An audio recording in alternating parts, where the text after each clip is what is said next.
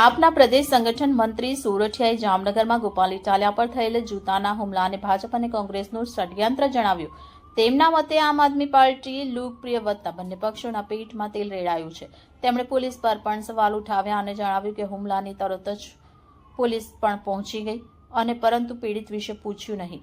તેમણે આ રીતે ધારાસભ્યની સુરક્ષાની ફરજમાં ક્ષતિ જણાવી હતી. વધુમાં નર્મદા, ભરૂચ અને ગોંડલ સહિત અનેક જગ્યાએ પાર્ટી કાર્યકર્તાઓ પર થયેલા હુમલાઓનો ઉલ્લેખ કરીને આ પ્રવૃત્તિઓને ગુજરાતમાં પાર્ટીને રોકવાના સતત પ્રયાસ કરતા હોવાના આક્ષેપ કર્યા હતા. સોરઠિયાએ દારૂબંધીના સમર્થનનો મુદ્દો પણ ઉઠાવ્યો અને ગોપાલ ઇટાલિયાએ ગુજરાતની પરિસ્થિતિ પર વિરોધ કરતા ગૃહમંત્રી પર જૂતું ફેંકવાની ભૂતકાળની ઘટનાનો સંદર્ભ આપ્યો હતો.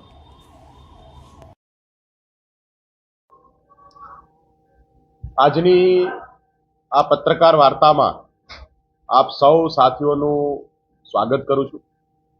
આપ સૌ જાણો છો કે ગઈકાલે એક ઘટના ઘટી. ગોપાલભાઈ ઇટાલિયા આમ આદમી પાર્ટીના ધારાસભ્ય ઉપર એક શખ્સે જૂતું ફેંકીને હુમલો કર્યો છે. લોકતંત્રની અંદર પોતાની વાત રજૂ કરવી, પોતાનો રોષ વ્યક્ત કરવો એ સૌનો અધિકાર છે. પોતાની વાત અલગ અલગ માધ્યમોથી લોકો રજૂ કરતા હોય. કોઈનો આ જે રોષ છે એ રોષ જો ખરેખર રોષ હોય તો એ વાતને બહુ સામાન્ય ગણી શકાય. પણ ગઈકાલે જે ઘટના ઘટી એ ઘટના ગુજરાત માટે, ગુજરાતના લોકો માટે, ગુજરાતની રાજનીતિ માટે એક ચીમાચિહ્ન રૂપ અને કંઈક એમાં વિચારવા જેવી ઘટના છે. ગઈકાલે જામનગરની અંદર આમ આદમી પાર્ટીએ કોંગ્રેસના 3 કોર્પોરેટરોને, ચાલુ કોર્પોરેટરોને આમ આદમી પાર્ટીમાં જોડ્યા. એ કાર્યક્રમ જોઈનિંગનો કાર્યક્રમ હતો, જેમાં કોંગ્રેસના પાર્ષદો, નગરસેવકો આમ આદમી પાર્ટીમાં જોડાયા. વિશાળ સંખ્યામાં કોંગ્રેસના કાર્યકર્તાઓ જોડાયા. લગભગ જામનગરની અંદર કોંગ્રેસ માટે હવે કોઈ ગ્રાઉન્ડ જામનગરમાં બચ્યું નથી. એવા સમયમાં અમારી પાસે જે માહિતી મળી છે એ માહિતી પ્રમાણે આ જે હુમલો છે એ હુમલાની અંદર પહેલેથી જ એક ષડયંત્ર રચવામાં આવ્યું હતું. પહેલેથી જ કેટલાક લોકોએ મળી અને ખાસ હર્ષભાઈની ગુજરાત સરકારની જે પોલીસ છે, ભાજપની પોલીસ સાથે મળી અને આ આગોતરું આયોજન હતું. પોલીસને ખબર હતી કે આવું કંઈક બનવાનું છે. આ વ્યક્તિ જે ત્યાં સ્ટેજની નજીક આવીને બેઠો, એમના ઉપર પોલીસની નજર હતી. જેવું ઈશારા થયા, પોલીસ પોતે એ વ્યક્તિની આસપાસમાં નજીક ગોઠવાઈ ગઈ. જેવો એમણે હુમલો કર્યો એટલે તરત જ પોલીસે ઊભા થઈ અને એમને ખબર હતી કે ભાઈ આવા કાર્યક્રમો આવું કંઈ થાય તો સ્વાભાવિક છે કે લોકોમાં રોષ હોય, લોકો મારઝૂડ કરે અને લોકોથી એને બચાવવો પડે. તો પોલીસે એક વસ્તુ બહુ નોંધપાત્ર છે કે ગોપાલ ઇટાલિયા આમ આદમી પાર્ટીના અને ગુજરાતના ધારાસભ્ય છે, ગુજરાતના લોકોના પ્રતિનિધિ છે, એક સંવિધાનિક પદ ઉપર છે. ત્યારે પોલીસની પહેલી ફરજ શું હોય? પહેલી ફરજ હોય કે એ લીડરને, જે હુમલાનો ભોગ બનનાર છે, એમની પાસે જાય, એમને પ્રોટેક્ટ કરે અને એમને રક્ષણ આપવાનું કામ કરે. પણ એક પણ પોલીસ, ના તો પહેલા ના તો પછી, હુમલા પછી પણ કોઈ પોલીસે, ત્યાં ઉપસ્થિત પોલીસમાંથી એક પણ વ્યક્તિએ ગોપાલભાઈને વાગ્યું છે કે નહીં એમની પ્રતિક્રિયા લેવાની, એમની સંભાળ લેવાની કોશિશ કરી નથી. આ સમગ્ર ઘટના એટલા માટે આપ સૌ સમક્ષ મૂકવી પડે કે ગુજરાતની રાજનીતિમાં અનેક પ્રકારના કિસ્સાઓ આપણી સામે આવ્યા છે.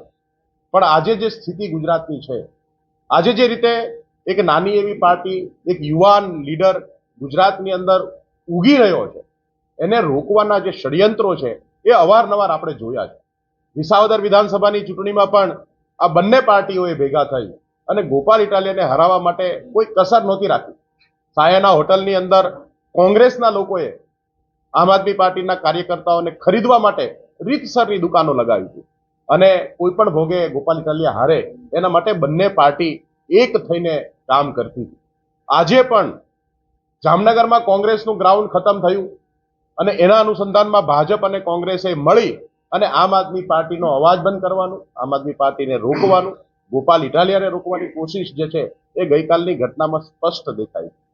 ગઈકાલે આખી જે ઘટના ઘટી ત્યારબાદ ભાજપના પણ આપણે સ્ટેટમેન્ટો જોયા, કોંગ્રેસના પણ સ્ટેટમેન્ટ જોયા, પણ જે રીતે ગુજરાતની અંદર આમ આદમી પાર્ટી આગળ વધી રહી છે એ બંને પાર્ટીઓ માટે, બંને પાર્ટીઓના પેટમાં તેલ રેડાયું છે અને સતત આમ આદમી પાર્ટીના વિરોધમાં અનેક જગ્યાએ એવા હુમલાઓ થયા છે. ગઈકાલે આમ આદમી પાર્ટીના જિલ્લા પ્રમુખ, નર્મદા જિલ્લાના જિલ્લા પ્રમુખ નિરંજનભાઈ વસાવા ઉપર એક બુટલેગર દ્વારા ગાડી રોકીને હુમલો કરવામાં આવ્યો. એ પહેલા ફતેપુરા વિધાનસભામાં અમારા મહિલા આગેવાન જિગીશાબેન પારગી ઉપર પથ્થરથી હુમલો થયો, એમના ઉપર જીવલેણ હુમલો થયો, એમને ગાડી પર પથ્થર મારવામાં આવ્યા. પોલીસ સ્ટેશનમાં એમની ફરિયાદ પણ નોંધાઈ છે. ત્યારબાદ અહીંયા ભરૂચના વાગરામાં પણ એક ધર્મેશ વસાવા કરીને આમ આદમી પાર્ટીના કાર્યકર્તા જે હમણાં જ પાર્ટીમાં જોડાયા હતા, એમના ઉપર અદાવત રાખીને હુમલો કરવામાં આવ્યો. ગુજરાતના અનેક ખૂણામાં, ગોંડલની અંદર પણ એક કાર્યકર્તા જે છે એમને માર્કેટ યાર્ડની અંદર મારવામાં આવ્યા, એમને દાખલ કરવા પડ્યા. ખૂબ કોશિશ કરી પણ ફરિયાદ લેવામાં ન આવી. તો સતત આમ આદમી પાર્ટી જે રીતે ગુજરાતમાં આગળ વધે છે, જે રીતે ગુજરાતના લોકોનો પ્રેમ મળી રહ્યો છે, આ આમ આદમી પાર્ટીને રોકવા માટે, આમ આદમી પાર્ટીના આખા જે જનતાની મુહિમ છે, જનતાની જે અવાજ બનવાની મુહિમ છે, એ મુહિમની અંદર સતત ને સતત આમ આદમી પાર્ટી આગળ વધી રહી છે અને એનું આ પરિણામ દેખાય છે. આજે પણ તમે જુઓ કે આ સ્થિતિની અંદર આમ આદમી પાર્ટી સતત સંઘર્ષ કરે છે. હું આપ સૌને જણાવું છું કે આ ઘટનાને બહુ સામાન્ય ઘટના તરીકે